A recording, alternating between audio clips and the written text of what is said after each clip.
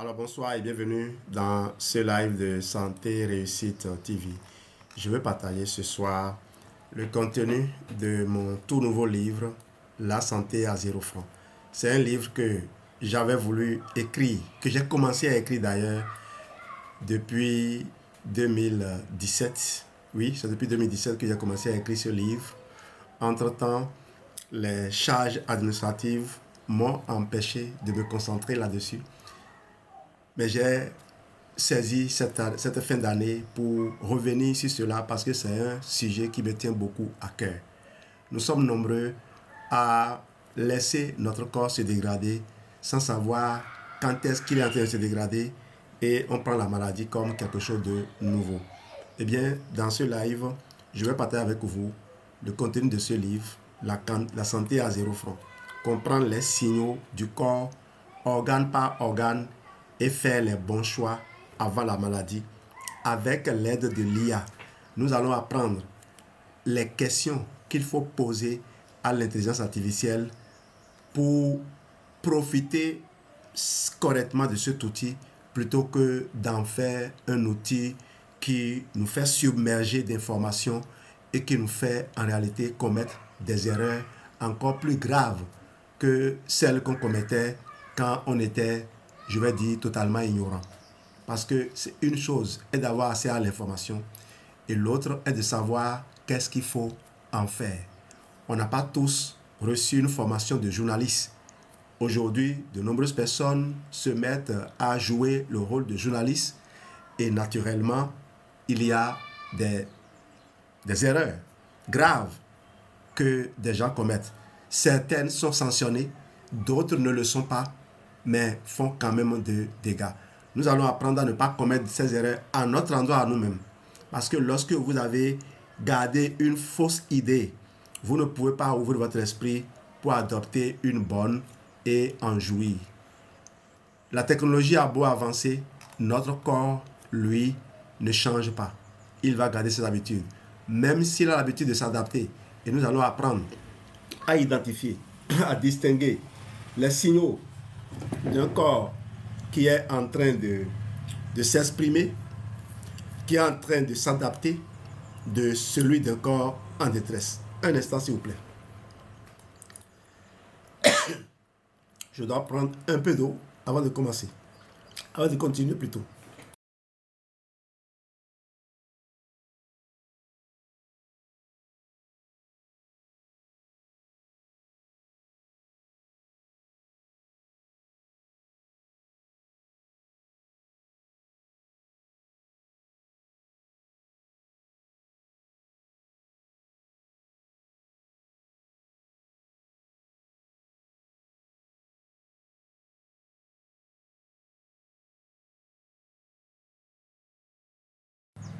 Saison partie, j'ai mon aloe avec moi. Ça me permettra de m'hydrater lorsque besoin sera.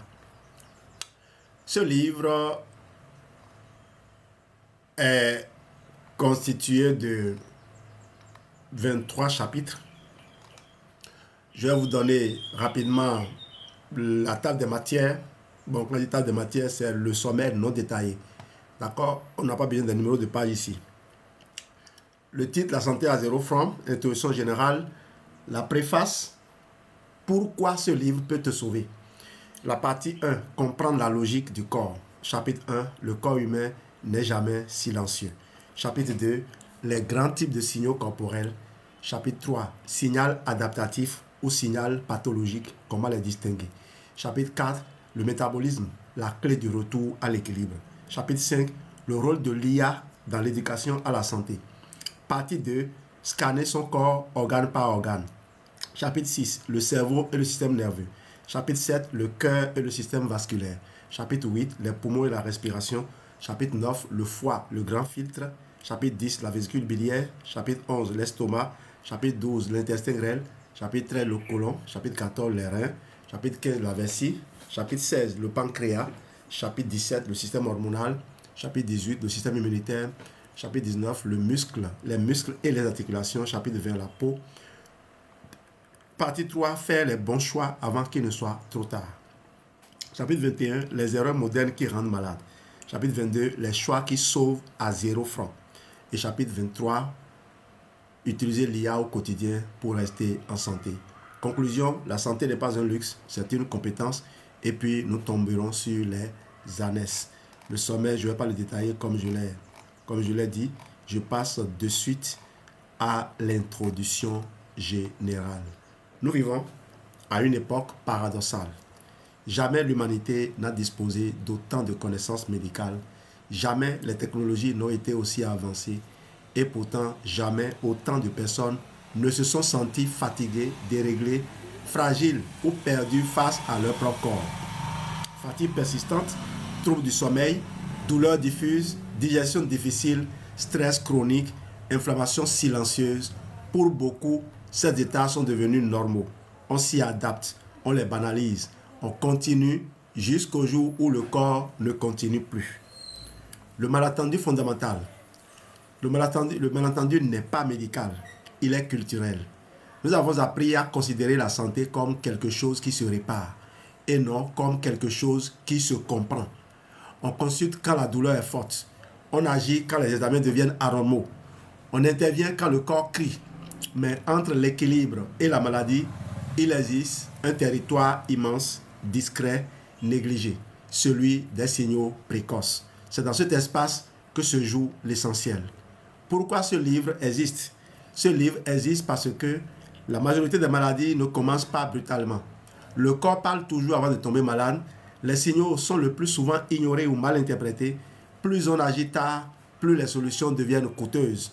Il existe aussi pour rappeler une vérité simple. Je vais dire, ce livre existe aussi pour rappeler une vérité simple. La santé n'est pas un luxe, c'est une compétence. Une compétence qui ne s'achète pas. Une compétence qui s'apprend. Une compétence qui se cultive. Ce que ce livre propose, ce livre ne propose ni méthode miracle, ni promesse de guérison, ni diagnostic déguisé, ni opposition à la médecine. Il propose autre chose plus fondamentale, apprendre à lire le langage du corps. Comprendre pourquoi un signal apparaît, ce qu'il cherche à dire, comment agir tôt, comment éviter la panique, comment rester acteur de sa santé. Le rôle nouveau de l'intelligence artificielle. Pour la première fois, un outil permet d'organiser la complexité.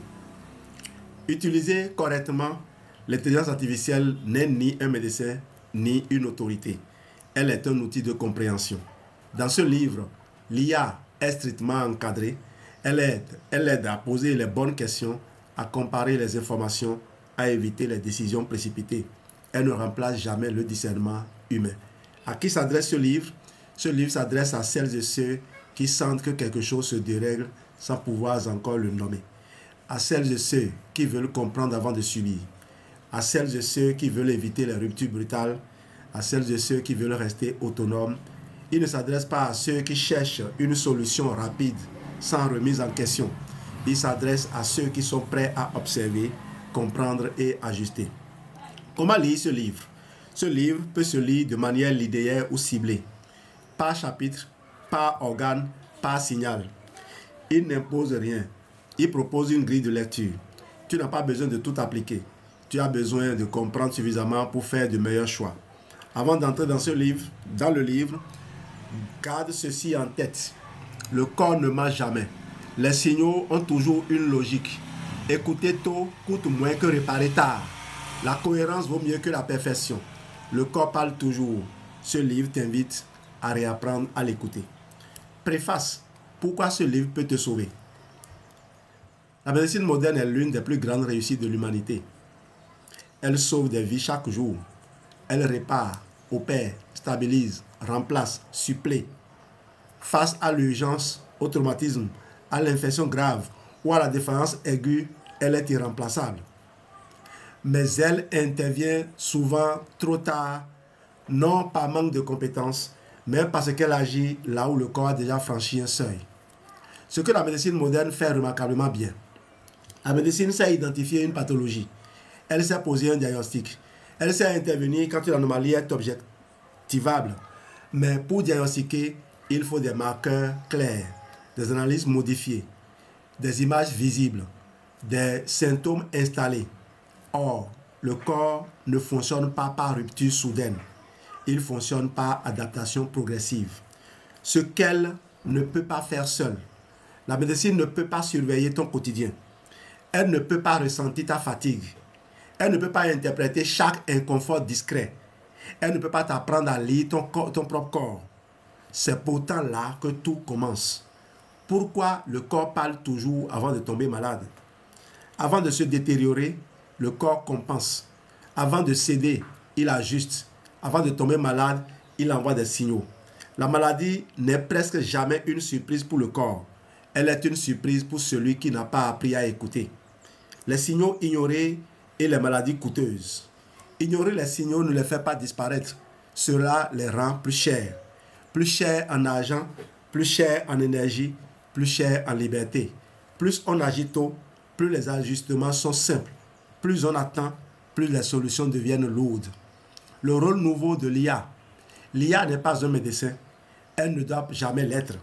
Mais elle peut aider à comprendre, organiser, comparer, discerner.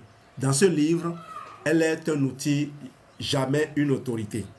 Ce que ce livre n'est pas ni un diagnostic, ni une promesse de guérison, ni une médecine miracle. Ce que ce livre est un guide de lecture du vivant, un outil de responsabilité personnelle, une compétence à acquérir.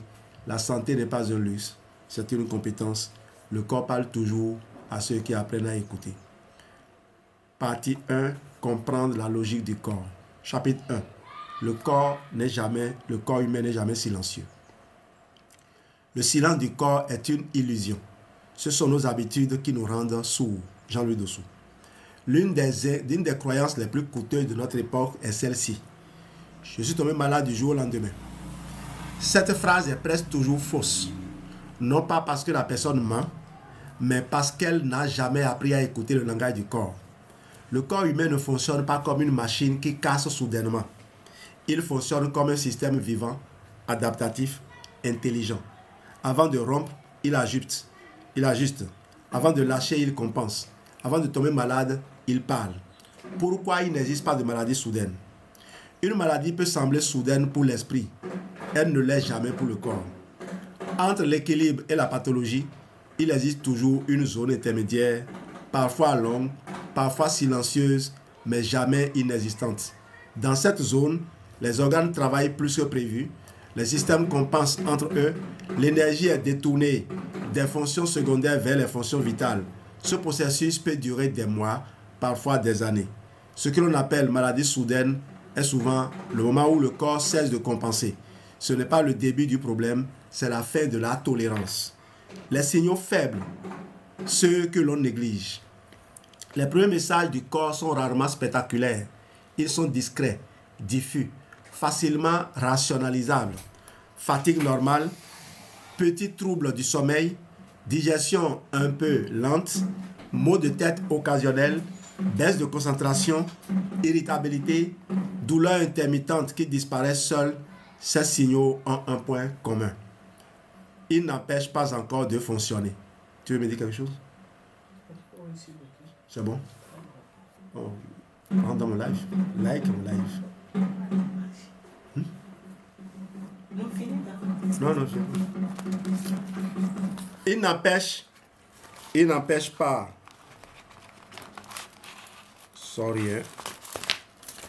Il n'empêche pas encore de fonctionner. C'est précisément pour cela qu'ils sont ignorés. Je parle de ces signaux-là. Le corps ne crie pas tout de suite. Il murmure. Demande aux enfants là de faire un mot de bruit. Et tant que l'on peut continuer à travailler, produire, tenir, on considère que ce n'est rien. Je vous reprends en bloc parce que j'ai été un peu distrait. Geneviève était revenue et je devais lui rendre quelque chose. Ces signaux ont un point commun. Ils n'empêchent pas encore de fonctionner. C'est précisément pour cela qu'ils sont ignorés. Le corps ne crie pas tout de suite. Il murmure. Et tant que l'on peut continuer à travailler, produire, tenir, on considère que ce n'est rien. Mais biologiquement, ce rien est déjà un ajustement forcé. Les signaux forts, ceux qui imposent l'arrêt. Quand les signaux faibles sont ignorés trop longtemps, le corps change de stratégie. Il ne demande plus, il impose. Douleur persistante, épuisement profond, troubles digestifs chroniques, crise inflammatoire, dérèglements hormonaux, symptômes soudainement visibles et mesurables. Les signaux forts ne sont pas une punition, ils sont un frein de sécurité. Le corps force l'arrêt quand l'individu refuse de ralentir. À ce stade, les solutions deviennent plus complexes, plus longues, plus coûteuses. Non parce que le corps est cassé, mais parce que l'on a dépassé le seuil d'adaptation. Le langage universel des tissus. Chaque tissu du corps possède une manière spécifique de s'exprimer. Le tissu nerveux parle par la fatigue mentale, l'irritabilité, l'anxiété, le brouillard cognitif. Le tissu musculaire parle par la tension, la raideur, la douleur à l'effort. Les tissus digestifs parlent par les ballonnements, les reflux, les inconforts après les repas. Les tissus hormonaux parlent par les troubles du sommeil, les variations d'humeur, les déséquilibres énergétiques. La peau parle par ce qui doit sortir quand l'intérieur est saturé. Donc, la peau, c'est l'écran d'affichage qui vous affiche ce qui se passe à l'intérieur. Les images que vous n'aimez pas de votre peau ne sont que l'expression de l'état dans lequel l'intérieur de votre corps se trouve. Ce langage est universel. Il traverse les cultures, les âges, les modes de vie. Ce qui change, ce n'est pas le corps, c'est notre capacité à l'interpréter. Pourquoi ignorer les signaux coûte toujours plus cher? Ignorer un signal faible n'est jamais neutre. Cela oblige le corps à compenser davantage. Chaque compensation consomme plus d'énergie, plus de nutriments, plus de ressources nerveuses et hormonales.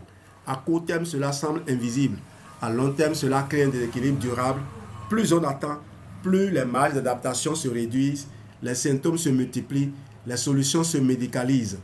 Agir tôt ne demande souvent rien d'autre que ralentir, simplifier, rééquilibrer, écouter. Agir tard demande réparation, substitution, dépendance. Ce livre commence ici pour une raison simple. La santé se joue avant le diagnostic, pas après. Apprendre à entendre les signaux faibles, c'est éviter d'avoir subi les signaux forts. À retenir avant de continuer. Le corps parle toujours avant de tomber malade. La maladie n'est presque jamais soudaine. Les signaux faibles sont les plus précieux. Les signaux forts sont un dernier recours. Écouter tôt coûte moins cher que réparer tard. Je vais marquer une petite pause pour saluer les followers qui sont entre-temps venus, ceux qui ont rejoint le live. Je vous demande, si vous êtes dans la salle, de liker, de partager le live. Je suis en train de faire l'enregistrement. Même si je n'arrive pas à rejoindre à vos questions directement ici, je vous promets que si vous mettez vos commentaires sous la vidéo, lorsque je vais la publier sur mon site Santé Réussite TV, et je salue tous mes abonnés de Santé Réussite TV, je crois que j'ai aujourd'hui plus de 5000 abonnés. Ça fait un moment que j'ai dépassé le cap de 5000 abonnés sur YouTube. Merci pour ces 5000 abonnés et plus. Je crois 5500. Hein. Je vais le voir pour ne pas dire de n'importe quoi. En tout cas, merci à tous ces abonnés. Et il y a beaucoup de mes abonnés qui, dès qu'ils se lèvent, vont tout de suite sur la plateforme suivre les vidéos. Moi-même, je suis avec beaucoup de plaisir, beaucoup de mes vidéos. D'ailleurs, sur certaines de mes statuts WhatsApp, vous allez voir la vidéo que j'ai suivie ce matin, une masterclass que j'ai eu à faire sur les bienfaits de l'aloès et en particulier du Forever Aloe Vera Gel. Merci, grand sœur Elodie Maganga, pour avoir aimé le live. Je vais repartir donc dans ce livre, La santé à 0 francs, et on va aborder le chapitre 2. Les regards et les grands types de signaux corporels. Chapitre 2, les grands types de signaux corporels. Et vous avez le titre affiché à l'écran en arrière-plan. Le corps n'envoie jamais des signaux pour déranger. Il les envoie pour éviter d'être détruit. Le corps est votre partenaire. Il vous envoie des signaux pour demander de l'aide, C'est comme votre agent de sécurité qui est en difficulté. Il vous envoie des signaux pour que vous l'aidiez à mieux vous protéger. Pour comprendre le corps, il ne suffit pas de remarquer qu'un signal existe.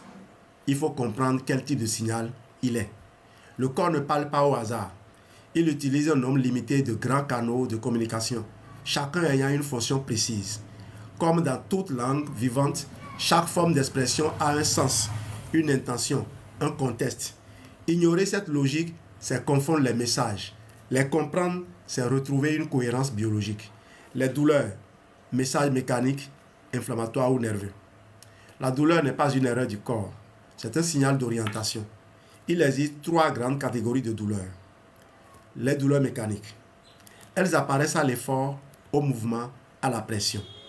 Elles indiquent une surcharge, une mauvaise réparation, une mauvaise répartition des contraintes, un manque de récupération.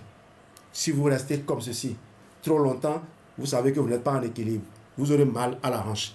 Si vous vous couchez sur le cou, vous mettez le cou dans une position trop longtemps, vous allez sentir mal. C'est une façon de corps de vous dire, cette position ne m'arrange pas, ne t'arrange pas, corrige-moi ça. Il y a les douleurs inflammatoires. Elles sont souvent diffuses, pulsantes, parfois nocturnes. Alors, parlant de douleurs mécaniques, n'essayez plus de soulever de lourdes charges quand vous avez dépassé la quarantaine, mes grands sœurs, mes sœurs. Quand vous tombez enceinte, vous savez que la grossesse met très à mal votre colonne vertébrale. Au-delà de ce que votre bébé aura besoin de partager le calcium que vous consommez avec vous, il y a ce poids-là, cette disproportion que vous devez gérer. Donc, le corps garde en mémoire ce traumatisme-là, cette douleur que vous avez ressentie en son temps. Ça se réveille plus facilement lorsque vous soulevez aujourd'hui des sages. Donc, pardon. À partir d'un certain âge, il faut faire attention à certaines choses. Les douleurs inflammatoires, elles sont souvent diffuses, pulsantes, parfois nocturnes. Elles traduisent une réaction de défense excessive ou prolongée. Les douleurs nerveuses, elles sont électriques, brûlantes, irradiantes. Elles signalent une irritation, une compression ou une surcharge plutôt du système nerveux. Dans tous les cas, la douleur n'est pas l'ennemi, elle est une balise. Supprimer la douleur sans comprendre son origine, c'est comme éteindre un voyant d'alerte sans réparer le moteur. La fatigue, frein de sécurité biologique. La fatigue n'est pas une faiblesse morale, c'est un frein de sécurité intégré. Lorsque l'énergie disponible ne suffit plus à maintenir toutes les fonctions au même niveau, le corps ralentit volontairement certaines activités. La concentration, la motivation, l'effort physique, parfois même l'envie. La fatigue dit une chose simple. Les ressources ne suivent plus la demande. Il existe différentes formes de fatigue. Fatigue nerveuse, surcharge mentale et stress. Fatigue métabolique, mauvaise assimilation. Déséquilibre énergétique. Fatigue hormonale, rythme perturbé. Fatigue inflammatoire, terrain irrité. Ignorer la fatigue, c'est forcer un système déjà en limite. L'écouter, c'est préserver l'essentiel. Les inflammations, alarme interne. L'inflammation est une réaction de défense normale. Elle devient problématique lorsqu'elle ne s'éteint plus. Une inflammation persistante signifie une agression continue, une surcharge ou une incapacité du corps à terminer le processus de réparation. Arrêtez-vous et demandez-vous, cette douleur que je ressens dans mon pied, dans mes genoux, quelque part dans mon corps, depuis quand est-ce que je le ressens? Et demandez-vous pourquoi vous continuez à le ressentir jusqu'à maintenant. Est-ce que c'est sans danger? Posez-vous la question. Souvent, on banalise, on se rend confortable. Souvent, on prend des produits pour calmer cela. Attention, si vous calmez la douleur, il faut vous assurer quand même d'avoir apporté la réponse. Un enfant a faim et il pleure. Bon, vous apparaissez, vous le rassurez. Mais si vous ne lui donnez pas la nourriture, il va continuer à avoir faim. Le fait que vous le rassurez, ah, pardon, et tais-toi s'il te plaît, oui, je te comprends, la nourriture va être prête bientôt. Si la nourriture n'est pas prête, la faim est toujours là.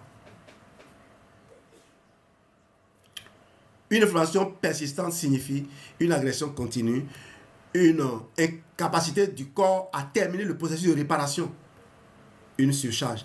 Douleur diffuse, raideur matinale, gonflement, chaleur, rougeur, sensation de brûlure.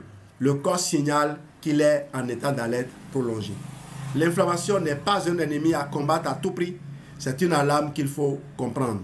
Et une alarme, si vous la déconnectez, il faut aller réparer ce que l'alarme a voulu signaler. Les dysfonctionnements progressifs. Tous les signaux ne font pas mal. Certains se manifestent par un fonctionnement moins fluide. Digestion plus lente, transit irrégulier, récupération plus longue, résistance moindre au stress, besoin accru de stimulants. Ces dysfonctionnements sont souvent banalisés parce qu'ils s'installent lentement. Mais ils indiquent une chose essentielle. Le corps fonctionne en mode dégradé. Vous n'aviez pas besoin de ce stimulant avant. Pourquoi en avez-vous besoin maintenant? Et est-ce que vous pouvez vous permettre de l'utiliser trop souvent? Comme je l'ai dit, quand vous avez entendu le message du corps, en le rassurant, en disant « J'ai compris, tu peux maintenant te taire », il faut régler le problème qu'il a signalé. À moins que ce soit comme chez nous ici. Nous, on importe des voitures des pays tempérés. Il y a des dispositifs qui sont utiles dans ces pays-là.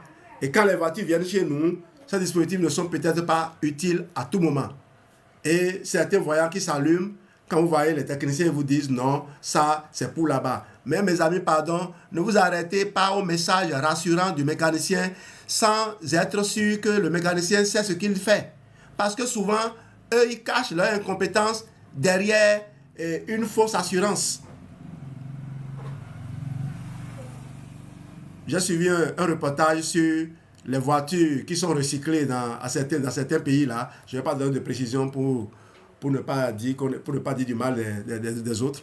Mais les mécaniciens sont très forts. Ils vous disent, ce système-là, on n'a pas besoin ici. Ils arrachent tout, simplement parce qu'ils n'ont rien compris à ça.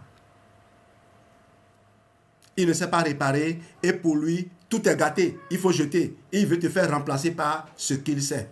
Or, ce qu'il t'amène ne répond pas, n'est pas conforme à ce que tu as amené. Le corps fonctionne en mode dégradé. C'est le message que cela indique. Donc, tu subis la douleur. Tu calmes la douleur. Tu n'as pas apporté, tu n'as pas approvisionné le corps pour se réparer. Sache qu'il fonctionne en mode dégradé. Est-ce que tu utilises ta voiture quand elle est en mode dégradé? Oui, pour un moment, en fonction de la nature de la dégradation. Des gens roulent des voitures avec des pneus vent de serpent. Le corps fonctionne donc en mode dégradé dans ce cas-là. Ce n'est pas encore une maladie, c'est une perte de marge, de manœuvre. Les modifications d'appétit, de sommeil et d'humeur. Le corps ajuste ses priorités avant de tomber malade. Une perte ou une augmentation de l'appétit peut signaler un déséquilibre énergétique ou digestif. Un sommeil perturbé révèle souvent un stress nerveux ou hormonal. Des variations d'humeur traduisent une instabilité interne, pas un défaut de caractère. Ces signaux sont souvent psychologisés à tort. Ils sont d'abord biologiques. Par exemple, une femme qui se sent irritable à l'approche des menstrues, on n'a pas besoin de prendre de produits pour ça. C'est normal, c'est biologique. Une femme enceinte qui est de mauvaise humeur, oui, les hormones sont instables. C'est ce que ça doit se comprendre. On n'a pas besoin de médicaments pour ça. Le corps utilise ces fonctions parce qu'elles sont directement liées à la survie. Ce que chaque type de signal cherche réellement à dire. Tous les signaux corporels ont un message commun. Ce mode de fonctionnement n'est plus soutenable à long terme. La douleur dit attention à la structure. La fatigue dit attention aux ressources. L'inflammation dit attention à l'agression. Le dysfonctionnement dit attention à l'équilibre. Les troubles d'appétit, de sommeil ou d'humeur disent attention aux régulations profondes. Le corps ne demande pas la perfection, il demande la cohérence. Comprendre ces signaux, c'est retrouver un dialogue interrompu. Et c'est exactement ce dialogue que ce livre va t'aider à reconstruire organe par organe. À retenir avant de continuer, chaque signal a une fonction précise. La douleur n'est pas l'ennemi. La fatigue est une protection. L'inflammation est une alarme. Les dysfonctionnements sont des pertes de marge. Le corps parle toujours de façon soutenable. Encore une fois, on vient de finir le chapitre 2. Une petite pause pour interagir et saluer quelques personnes. Ça permettra que l'on sente que mon live est... que je suis là. Qu'il n'y a pas inaction. Parce que faute d'inaction pendant un certain délai, TikTok, là, il propose un puzzle et quand tu ne fais pas cela, il verrouille ton compte pour 24 heures. Oh, j'aime bien, pendant que je suis en train d'enregistrer, de partager avec des gens qui n'ont peut-être pas le temps de venir suivre après en différé. Permettez-moi de réclamer un peu le silence auprès des enfants là.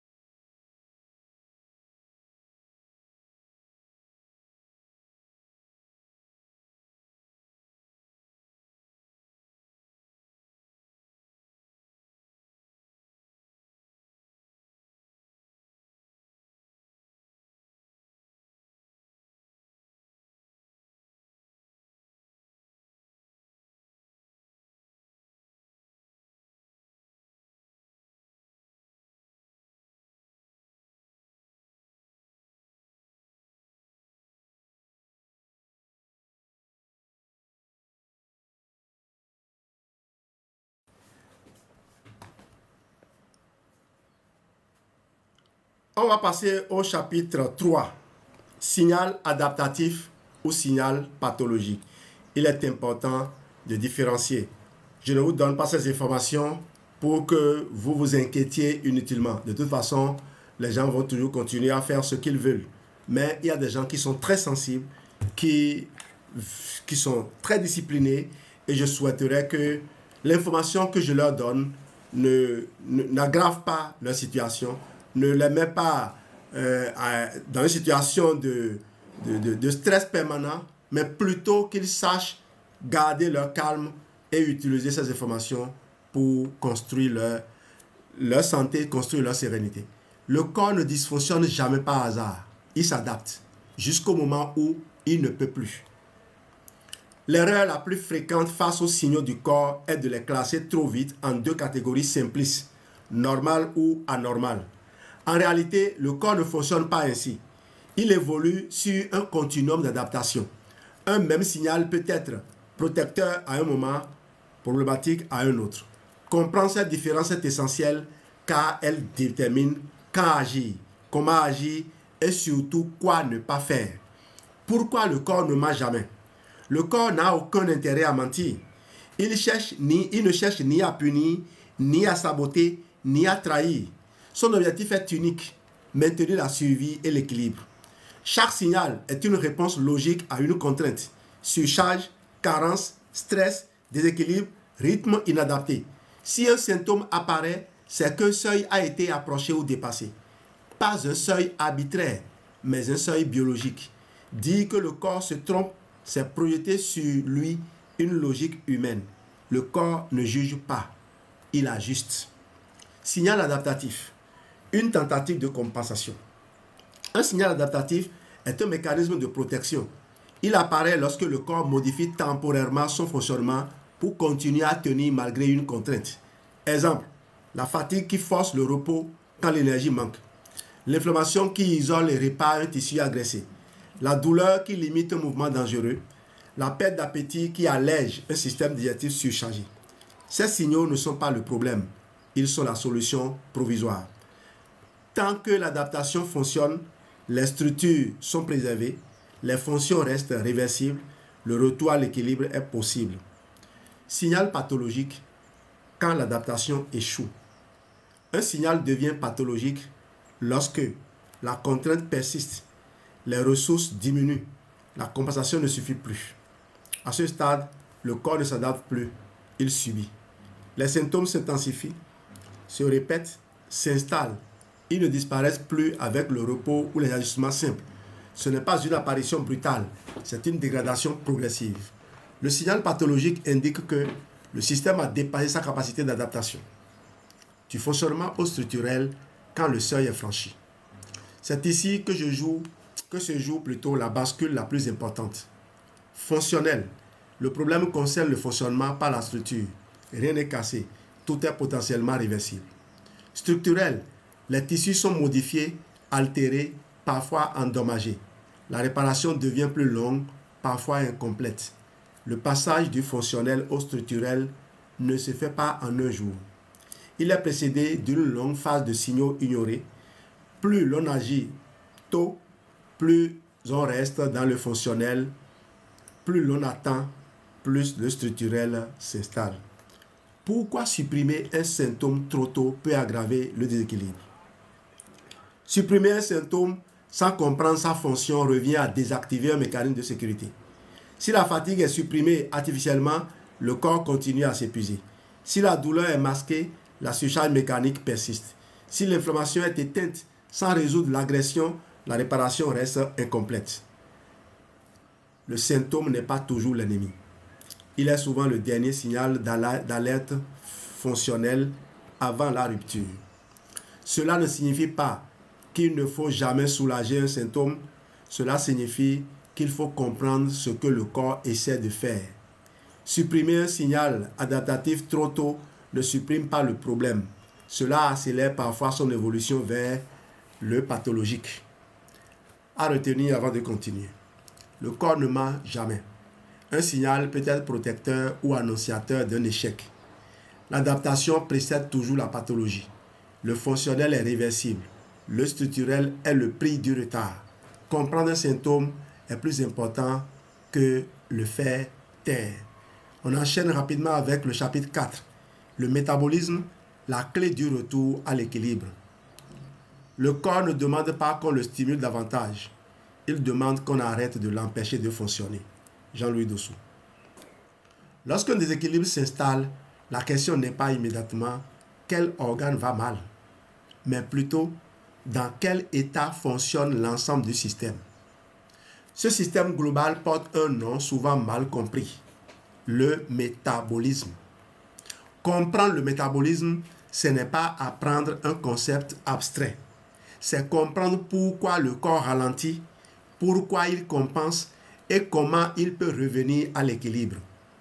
Ce qu'est réellement le métabolisme. Le métabolisme n'est pas seulement la vitesse à laquelle on brûle des calories.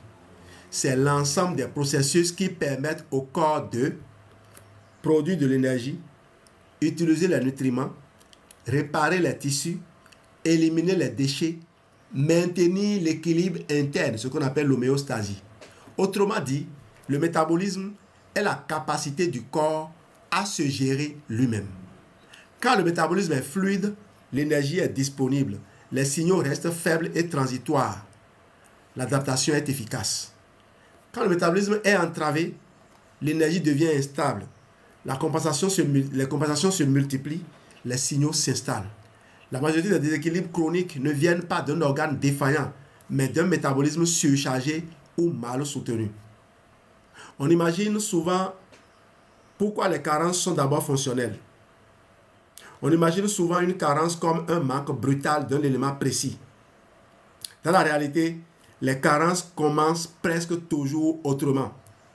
Avant de manquer réellement de quelque chose, le corps assimile moins bien, utilise moins efficacement, détourne les ressources vers l'essentiel. Est-ce que vous avez entendu? Je vais vous reprendre cela. C'est très important. Pourquoi les carences sont d'abord fonctionnelles? On imagine souvent une carence comme un manque brutal d'un élément précis. Dans la réalité, les carences commencent presque toujours autrement. Avant de manquer réellement de quelque chose, par exemple, avant de manger réellement de fer, de calcium, de chrome, le corps assimile moins bien, utilise moins efficacement, détourne les ressources vers l'essentiel. La carence est d'abord fonctionnelle, pas quantitative. Cela signifie que les apports peuvent être présents, mais l'utilisation est déficiente. Stress chronique, inflammation, surcharge digestive, manque de sommeil. Tout cela bloque l'accès aux nutriments déjà disponibles. Sans corriger le contexte, revient à remplir un réservoir percé. Alors, je vais donner juste une illustration. Je l'ai toujours donné dans le cas de l'anémie. Quand vous avez une anémie, par exemple, vous manquez de sang, ne dites pas systématiquement « je manque de fer ». Parce que parfois, le fer est dans le corps, mais il n'arrive pas à être conduit, transporté là où il doit être utilisé pour fabriquer les globules rouges, les molécules du sang. Pourquoi? Quand il y a inflammation, le corps refuse la circulation du fer parce que le fer nourrit l'inflammation. Est-ce que vous voyez? Le corps ne sort pas le fer de sa cachette, de son réservoir quand il y a inflammation. Parce que c'est comme il y a le feu. On ne peut pas sortir les camions citernes pendant qu'il y a incendie partout. Les camions citernes vont alimenter l'incendie. Ça ne veut pas dire qu'il y a pénurie de carburant. On veut d'abord éteindre l'incendie avant d'alimenter les stations-service. C'est tout. Le fer peut ne pas circuler pour plusieurs raisons. Quand vous mangez, par exemple, du crin-crin, on dit que le crin-crin est riche en fer. Mais le fer qui provient du crin-crin a besoin de vitamine C pour que votre corps l'absorbe bien. Sans vitamine C, ce fer va être bloqué. Donc, quand vous êtes anémié, et d'ailleurs c'est connu dans le monde médical, c'est connu, c'est une erreur médicale que de traiter toute anémie comme anémie ferriprive. On dit aussi il faut prendre du fer. Malheureusement, ça se fait peut-être par des gens qui ne sont pas des agents de santé ou de faux agents de santé. Les bons agents de santé, les vrais, ceux qui suivent les formations, ceux qui n'ont pas triché à l'école, ceux qui exercent réellement, ils connaissent. J'enrage souvent quand je vois que dans les maisons ou dans certains endroits non qualifiés, on intoxique les gens en ne prenant pas le soin de traiter la bonne chose. Je le rappelle, dans notre live, nous ne parlons pas médication, on n'est pas des médecins. De temps en temps, on fouille, on essaie de s'informer. Nous sommes ici dans comment aider son corps à bien fonctionner. Nutriments contre médicaments. Donc, je rappelle, pour ceux qui viennent de rentrer dans le live, c'est un livre que je suis de présenter, La santé à 0 francs. Qu'est-ce qu'on peut faire sans dépenser 1 franc et rester en bonne santé? Qu'est-ce qui, dans notre santé, ne demande pas d'argent? Même si la santé demandera toujours de l'argent, il y a quand même beaucoup qu'on peut faire pour ne pas dépenser de l'argent. Je connais des gens qui ne dépensent rien du tout, qui sont toujours en bonne santé. Mais ces personnes, ils ont certains réflexes. Ce sont ces réflexes que je voudrais installer. Quand vous avez une carence en calcium, ne dites pas tout de suite, c'est des comprimés de calcium que je dois aller acheter. C'est ce qu'on est en train d'expliquer ici. Avant qu'il y ait carence, il y a quoi? difficulté à digérer, difficulté à assimiler. Nutriments différents d'un médicament. Un nutriment n'est pas un interrupteur. Il ne corrige pas un problème à lui seul. Les nutriments sont des matériaux de base, pas des solutions magiques. Ils fonctionnent uniquement si le terrain le permet. Prendre un nutriment sans repos, cohérence, rythme, capacité d'assimilation donne souvent des résultats décevants, voire inexistants. Le métabolisme ne répond pas à l'accumulation, il répond à l'organisation. Le corps sait se réparer quand on arrête de l'entraver. L'une des vérités les plus mal acceptées est celle-ci.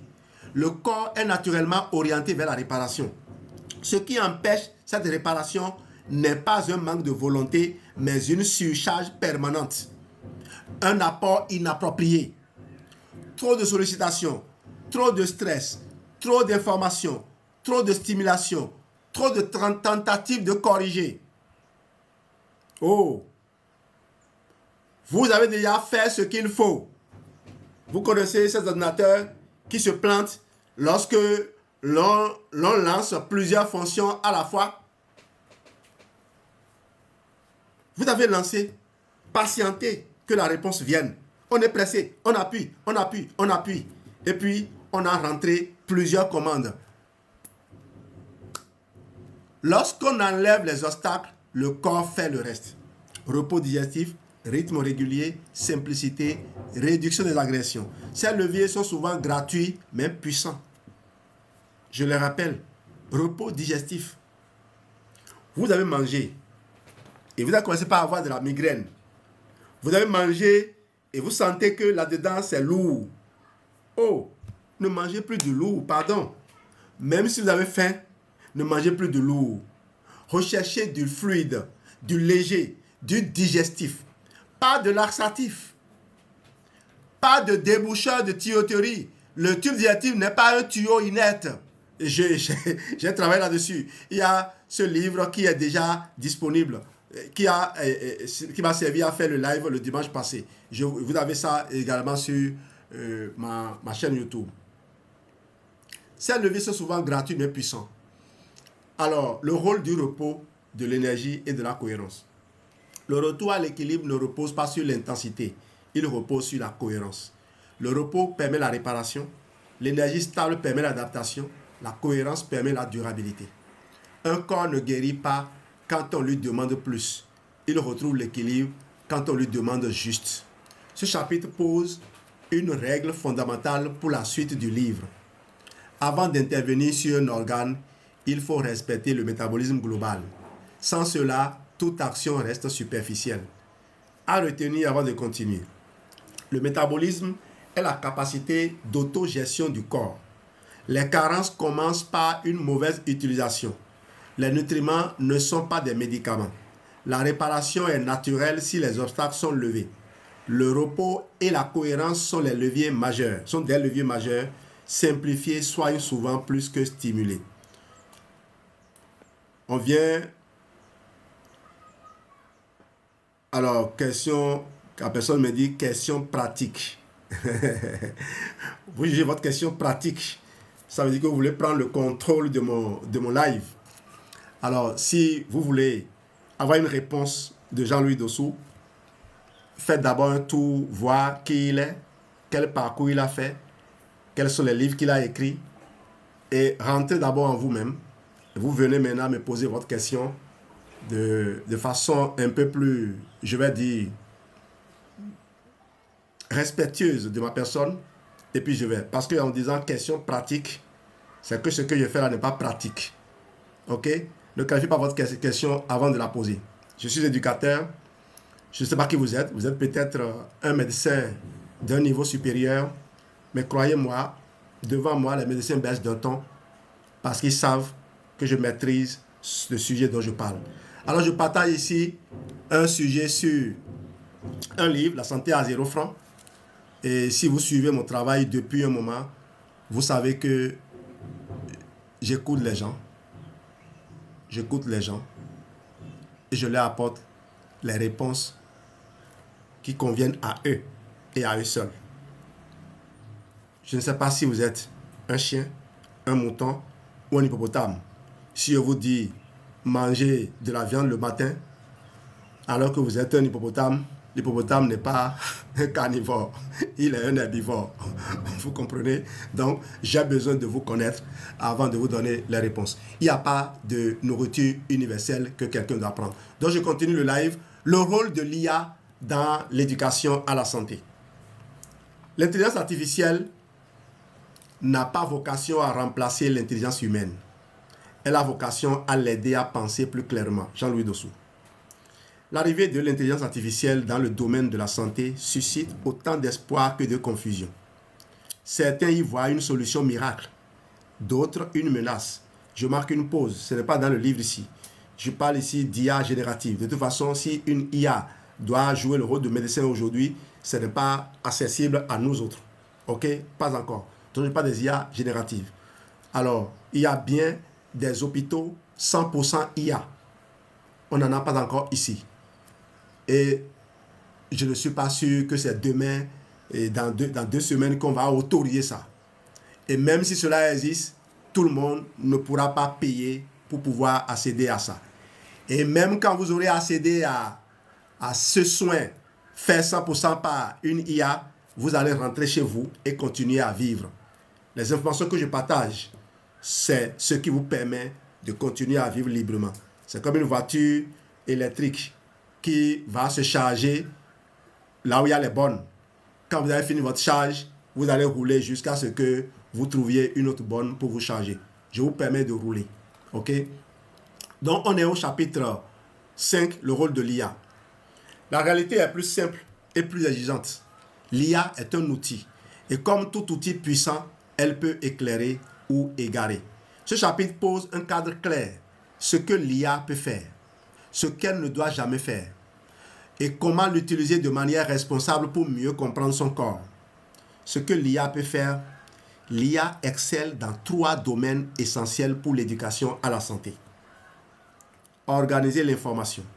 Lorsque vous avez eu des résultats d'analyse, vous n'êtes pas médecin, vous avez eu des résultats d'analyse, le médecin va vous recevoir et croiser vos résultats pour vous poser un diagnostic. Aujourd'hui, il est prouvé que l'IA est plus puissant que n'importe quel médecin pour extraire les données et proposer une réponse appropriée. Donc, l'IA peut trier, structurer et rendre lisibles des connaissances complexes. Moi, de nombreuses personnes m'ont contacté de n'importe où avec des problèmes de santé que je ne connaissais pas. J'ai écrit par exemple le protocole Chiari quand une grande sœur à moi m'a posé ce problème-là, je ne connaissais pas avant. L'IA m'a aidé à comprendre ce que c'est que le Chiari. Avant, Google permettait, mais croyez-moi, pour utiliser les moteurs de recherche, il fallait connaître avec précision certains sites et aller sur ces sites pour aller avoir des informations pertinentes. Avec l'IA, vous avez accès à ces sites en un rien de temps du tout. Vous pouvez commencer déjà par chercher les sites professionnels, les sites sérieux sur lesquels vous pouvez avoir de l'information fiable. Et il vous donne un lot de fiches. Vous pouvez lui demander de toutes ces fiches-là, quels sont, de ces sites internet, quels sont les sites qui sont rattachés à des hôpitaux, à des universités ou à des scientifiques. L'IA vous aidera à extraire ces informations. Et vous allez continuer ainsi jusqu'à aller voir. Ces sites-là sont dirigés par des gens qui aiment l'Afrique, qui aiment l'Africain, qui font la promotion de la vie ou d'autres promotions. Donc, vous avez vu, il y a tellement de choses que vous pouvez extraire en utilisant l'IA de façon appropriée. Ce n'est pas juste, surtout le gratuit que les gens recherchent. On veut lancer des requêtes à tout va en utilisant une IA, qu'elle soit générative ou non, gratuite, ou une IA contrôlée. Toutes les IA sont contrôlées, oui, mais il y a quand même un degré de liberté lorsque vous êtes prêt à payer le prix. Donc, je continue la lecture du livre, du chapitre 5. On est bien au chapitre 5, le rôle de l'IA dans l'éducation à la santé. C'est ce que nous faisons ici, l'éducation à la santé. Donc, organiser l'information, elle peut trier, structurer et rendre lisible des connaissances complexes. Traduire des concepts techniques, elle peut expliquer des mécanismes biologiques dans un langage accessible sans les déformer. Elle peut même vous donner des exemples imagés. Elle peut proposer des pistes, des hypothèses, des questions pertinentes. Utiliser correctement, l'IA aide à penser, pas à décider à la place. Ce qu'elle ne doit jamais faire. Il existe des limites non négociables. L'IA ne doit jamais poser un diagnostic, prescrire un traitement, donner un avis médical personnalisé, remplacer un professionnel de santé, créer un faux sentiment de sécurité ou de toute puissance. Dès que l'IA sort de son rôle éducatif, elle devient dangereuse. Alors, je le répète, on dit aujourd'hui IA. Ce n'est pas aujourd'hui que l'IA était venue. L'IA était déjà un peu dans les moteurs de recherche, mais c'est seulement que maintenant, c'est beaucoup plus accéléré et beaucoup plus rapide, beaucoup plus facile. Même si, en résidant dans certaines régions du monde, il y a des canaux auxquels vous n'aurez jamais accès. Donc, avant de clamer « Je suis le plus grand connaisseur du monde », pensez à utiliser au mieux votre tête. Parce que seul Dieu est capable de vous doter d'une intelligence supérieure à ce que n'importe qui d'autre pourrait avoir dans le monde. Les machines sont fabriquées par les hommes et les hommes qui les ont fabriquées les contrôlent mieux, pas plus mieux, ça ne se dit pas. Comment l'utiliser pour comprendre un signal? L'IA est utile pour explorer des hypothèses générales, comprendre les fonctions d'un organe, relier un signal à des mécanismes possibles, distinguer ce qui est fréquent de ce qui est rare. Elle permet de passer de la panique à la compréhension structurée. Comment poser les bonnes questions? La qualité de la réponse dépend toujours de la qualité de la question. Exemple de question responsable. Quelle fonction cet organe remplit-il? Quel type de déséquilibre peut provoquer ce signal? Quels facteurs de mode de vie influencent ce système? Quels signes doivent alerter et nécessitent une consultation? Par exemple, je n'ai jamais fait une école de médecine, mais en parcourant le Vidal, j'ai passé 2 ans pratiquement dans le Vidal. D'ailleurs, une année complète à publier des contenus 100% Vidal. J'ai fait des enregistrements audio que j'ai partagés. Eh bien, je me suis rendu compte que quand vous avez du sang dans les selles, vous devez vous empresser d'aller consulter un médecin. C'est une urgence médicale. Quand vous avez du sang dans les selles, vous devez courir consulter un médecin. Il se peut que vous soyez en train de développer un cancer sans le savoir. C'est un exemple. Et il y a beaucoup d'autres comme ça. L'IA est un miroir intellectuel. Elle reflète la clarté ou la confusion de celui qui l'interroge. Comparez les options sans paniquer. Face à un signal corporel, l'IA peut aider à comparer différentes approches, identifier les solutions les plus simples en premier, éviter les réactions extrêmes, hiérarchiser les priorités. Elle aide à ralentir la décision, pas à la précipiter. J'ai lu un livre comme Mort sur ordonnance du Dr. Ristram.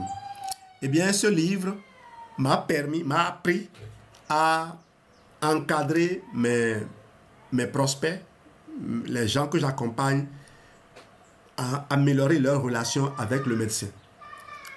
Quand vous allez voir un médecin, il vous fait une proposition. Ne prenez pas juste l'ordonnance, vous courez. Il faut l'interroger, il faut discuter avec lui.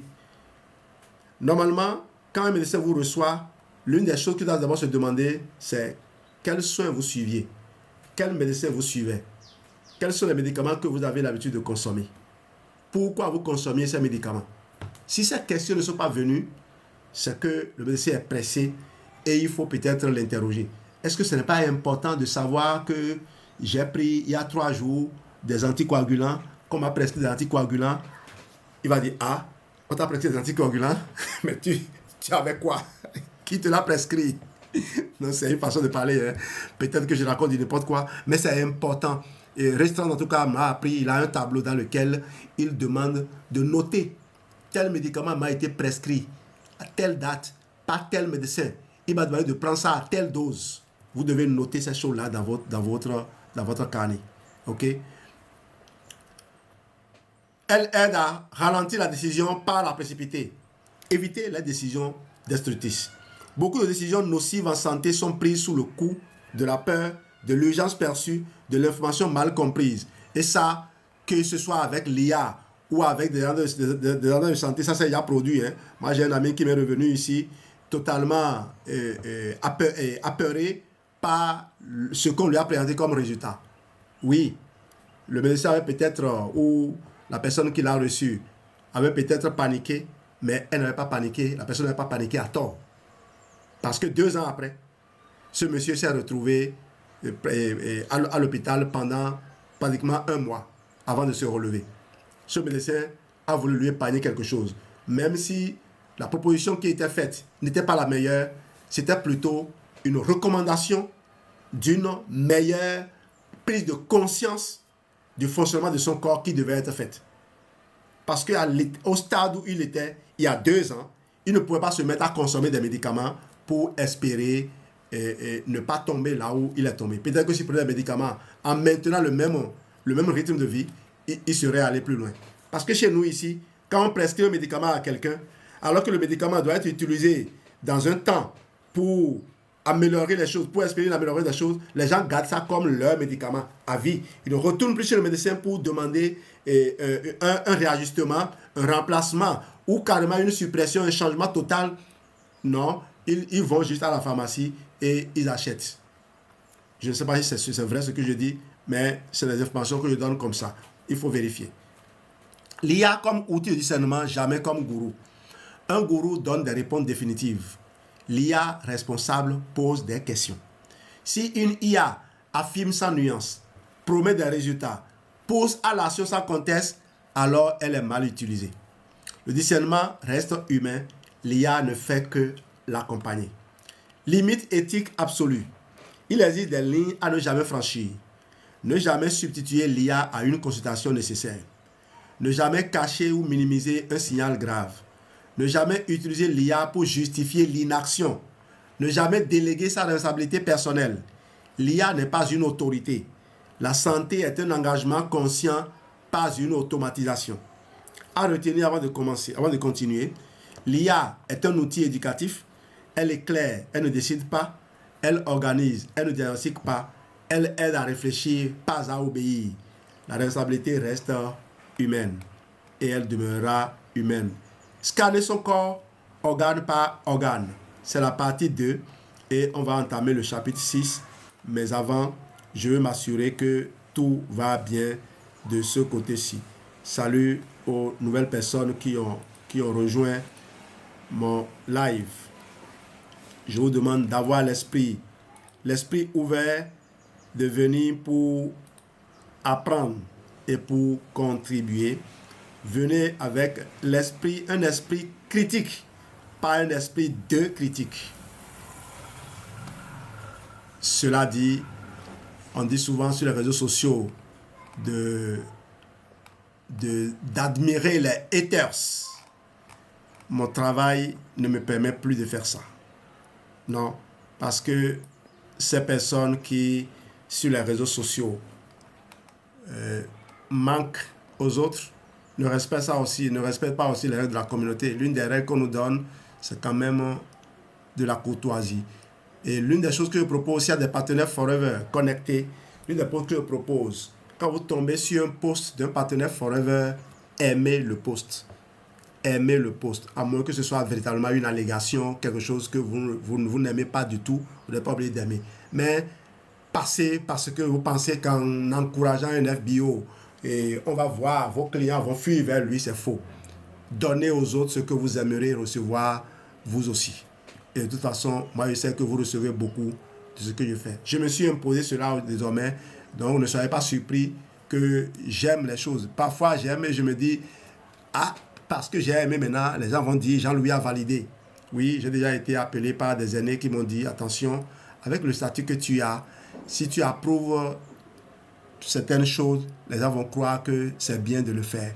Non, je ne me pas j'aime simplement, je ne pas j'aime parce que ce que vous faites est parfait, je me j'aime parce que j'encourage l'effort que vous faites d'exister en tant que FBO, de continuer à vous exprimer en tant que FBO. Merci d'exister. Merci de faire connaître ces produits merveilleux à ces communautés qui en jouissent. Si on n'était pas là, si les Ouseni Kontongondé ne continuaient pas à tenir la flamme, on ne saurait pas que l'Africain pouvait aussi se hisser dans le GLT. Merci et félicitations à vous, chers GLT de l'Afrique. Chapitre 6, le cerveau et le système nerveux. Quand le système nerveux est saturé, même un corps en bonne santé devient inhabitable. Jean-Louis Dessous. Rôle de l'organe. Le cerveau et le système nerveux ne sont pas seulement des centres de pensée. Ils sont le chef d'orchestre de l'ensemble du corps. Ils coordonnent la perception, la réaction au stress, la digestion, le sommeil, les hormones, l'immunité. Quand le système nerveux est équilibré, tout le reste suit plus facilement. Quand il est surchargé, aucun organe ne fonctionne de manière optimale. Les signaux courants. Les signaux nerveux sont souvent parmi les premiers à apparaître. Brouillard mental, difficulté de concentration, maux de tête fréquents, irritabilité, nervosité diffuse, anxiété sans cause claire. Ces signaux sont souvent banalisés ou psychologisés. Ces signaux sont souvent donc banalisés ou psychologisés. Ils sont pourtant des indicateurs biologiques précoces. Signaux spécifiques. Lorsque la surcharge persiste, les signaux deviennent plus précis. Hypersensibilité au bruit, à la lumière ou aux sollicitations. Troubles du sommeil, endormissement ou réveil nocturne. Sensation de cerveau en surchauffe. Fatigue mentale dès le matin. Besoin excessif de stimulants, café, sucre ou écran. Le système nerveux indique qu'il est en mode alerte permanent. Déséquilibre fréquent révélé. Ces signaux révèlent souvent une surcharge informationnelle, un stress chronique non récupéré, un manque de récupération nerveuse, une instabilité glycémique, une déshydratation ou un déficit en minéraux fonctionnels. Waouh, malgré tout ce que j'ai fait, on a réussi quand même à suspendre nos lives. Oh là là, sorry, hein. Je vais finir au moins le chapitre là et arrêter. Le cerveau consomme beaucoup d'énergie. Quand l'approvisionnement est instable, il se dérègle rapidement. Les nutriments clés impliqués. Sans entrer dans une logique de supplémentation automatique, certains éléments sont essentiels au bon fonctionnement nerveux. L'eau pour la conduction nerveuse, les oméga pour la fluidité des membranes neuronales, le magnésium pour la régulation du stress nerveux, un glucose stable pour une énergie cérébrale régulière. Le problème n'est souvent pas le manque absolu, mais la mauvaise disponibilité de ces éléments. Solution à 0 francs. Avant toute autre intervention, le système nerveux demande surtout moins, pas plus. Solution simple et gratuite. Sommeil régulier et suffisant. Respiration lente et consciente. Réduction du bruit et des stimulations. Exposition quotidienne à la lumière naturelle. Moment de silence réel.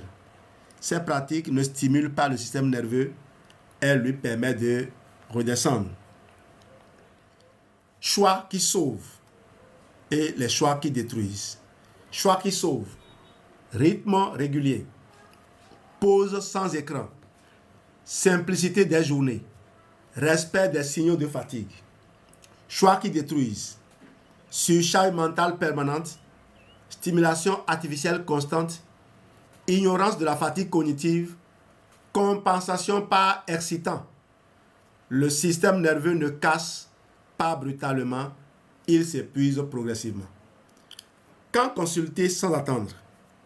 Une consultation médicale est indispensable en cas de maux de tête violents ou inhabituels, troubles neurologiques soudains, perte de mémoire importante, troubles de la parole ou de la vision, anxiété ou détresse psychique sévère. Ce livre n'a jamais vocation à remplacer un avis médical. Il aide à agir tôt, pas à ignorer l'essentiel. À retenir pour le système nerveux, le cerveau est un organe énergétique avant d'être intellectuel. La fatigue mentale est un signal biologique. Le stress chronique est un état, pas une faiblesse. Le repos nerveux est une nécessité, pas un luxe. Simplifier protège le cerveau. Nous allons revenir pour parcourir à nouveau tous les organes retenus dans cette partie de scanner son corps organe par organe. On vient de scanner le cerveau et le système nerveux. Nous allons y revenir dans un autre live et on démarrera par cette partie-là.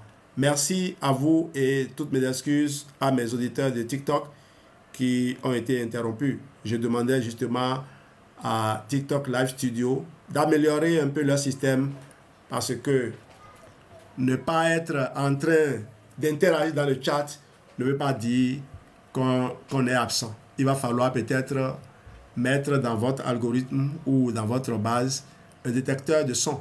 Parce que si je parle et que vous ne pouvez pas savoir que je parle, vous allez croire que j'ai juste allumé le live et pour faire du bruit. Merci à vous et bye bye.